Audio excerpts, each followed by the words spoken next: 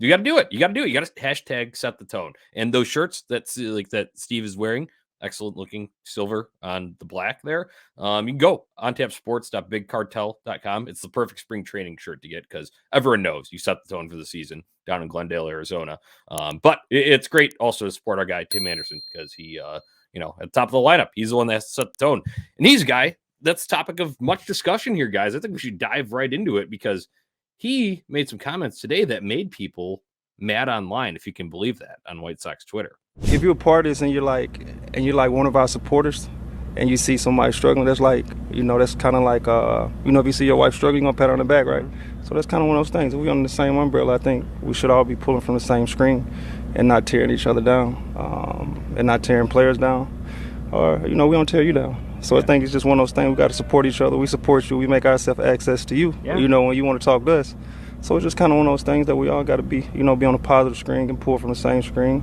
And I think we can be better as a whole. Yeah. Was I tearing you down? No, you weren't tearing me down. You was causing a lot of confusion. You know what I mean? Listen, after a lot. I mean, but you got to think about it. The fans listen to you. Yeah. Right. You're talking. We don't talk. We just play. You talk. You can talk. We don't talk, though. When the game's on, we don't talk. They're listening to you. Right. So if we're putting out positive energy, then positive energy is going to always follow us. You know what I'm saying? Steve, resident negativity here. Was this a shot directly at you?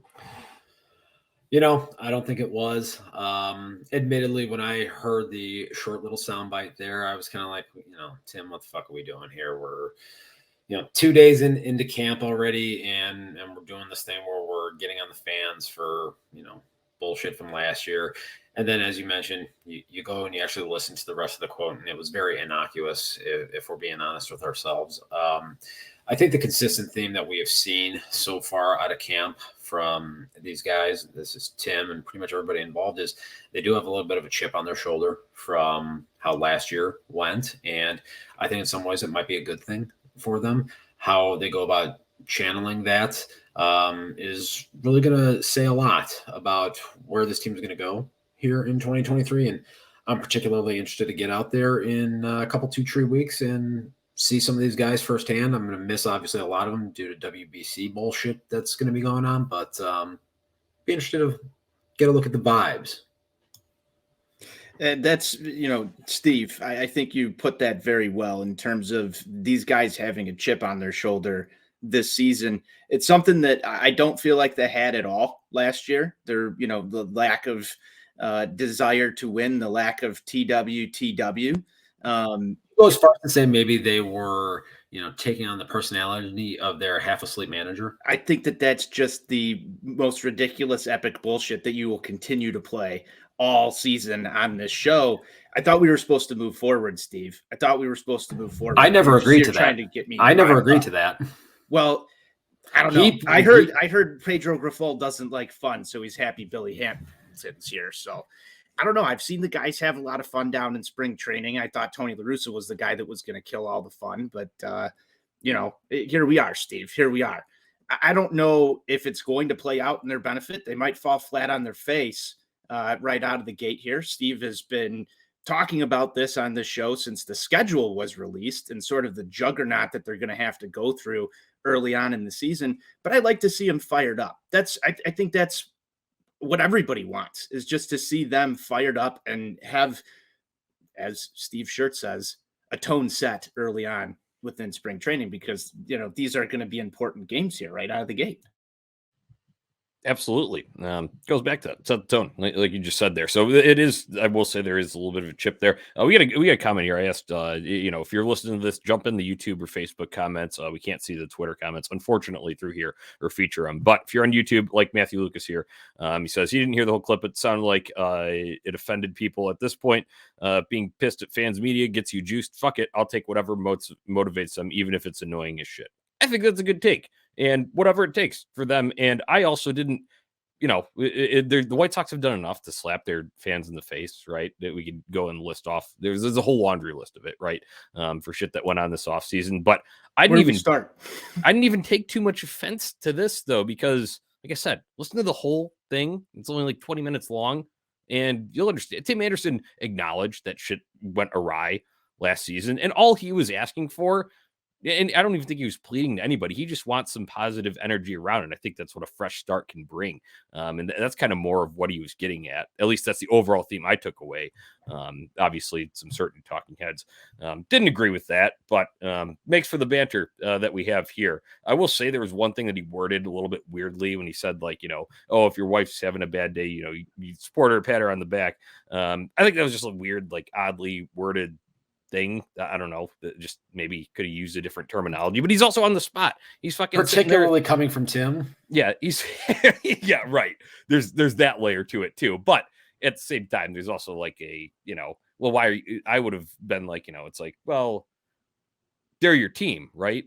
You're gonna that should be the one that you support at the end of the day. Sure, we can get pissed off at them at certain junctures, but remember, Steve, we had we kind of rip on you for being the it's over guy here, especially last year. But go and turn it back to 2021 when the vibes were good, and there was a lot of positivity surrounding this team. So I think he just wants to return to that. At least that's what I took away from it.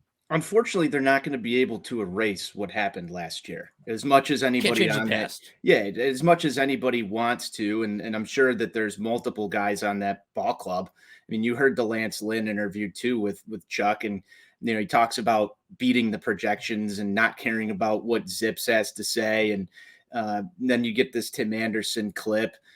I would be hard pressed to think that anybody in camp there, outside of maybe Andrew Benintendi, really was proud of what happened last year. And Benintendi's obviously new to the club, but they're going to have to gel early and try and get past whatever happened last year. And I think it's within Tim Anderson's right to say, he wants those vibes back. I think that the Sox have actually taken a couple of steps with bringing back Elvis Andrus, bringing back Billy Hamilton, guys that have been around the clubhouse, been around these guys before, and bring a little bit more of that. I mean, you look back at the end of last season and there was like one guy playing.